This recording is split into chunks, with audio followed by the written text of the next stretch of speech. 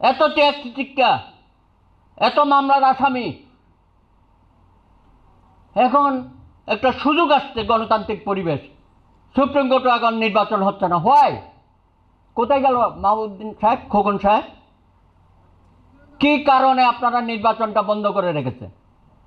আর দুইটার জায়গায় যেখানে নির্বাচন হচ্ছে সেখানে একপক্ষীয় নির্বাচন। কে হইল তাইলে? এটা জবাবদিহি করতে হবে।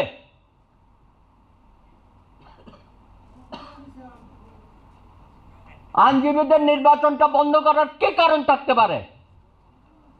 সব জায়গায় নির্বাচন দিতে হবে। আমরা আমাদের প্রতিনিধি, নির্বাচিত প্রতিনিধি চাই সমস্ত জেলা বারগুলোতে সহ।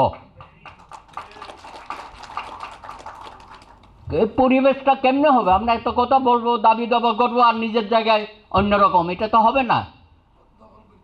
দ্বিমুখী আচরণ করা যাবে না। অতীতে যা হয়েছে অনেককেই এখন দেখি না। কি হয়েছে ভাই? আপনারা পালিয়ে গেছেন কেন? আসছেন না কেন? তো এমন কিছু করবো না আমরা, আমাদেরকেও যেন পালাতে না হয়, সেই অবস্থার যেন বাংলাদেশে আর সৃষ্টি না হয়। সকলে আমাদের মিলেমিশে থাকতে হবে, সহাবস্থানে থাকতে হবে। আর মামলা মোকদ্দমার যে বাণিজ্য চলতেছে ভাই, ভয়াবহ ভয়াবহ বাণিজ্য। এটা সুযোগ নিচ্ছে নিম্ন আদালতের বিচারকরা, ম্যাজিস্ট্রেট সাহেবরা, ডিস্ট্রিক্ট জাজের বিচারকরা। বেইলের ব্যবসা হচ্ছে, আইনজীবীরা ব্যবসা করছে, আর পুলিশ ভাইদের কথা আর কি বলবো। লক্ষ লক্ষ টাকা এইসব মামলা মোকদ্দমায় মানুষের হয়রানি। অদ্ভুত অবস্থা। এটা কি? বিচারের নামে অবিচার হচ্ছে। আমরা এখান থেকে মুক্তি চাই।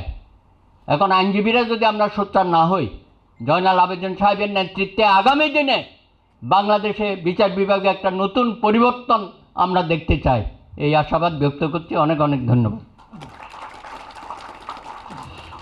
এতক্ষণ বক্তব্য রাখলেন বাংলাদেশ গণতান্ত্রিক আইনজীবী সমিতি কেন্দ্রীয় কমিটির সম্মানিত সভাপতি সিনিয়র অ্যাডভোকেট সুব্রত চৌধুরী, আজকের সভার সভাপতি।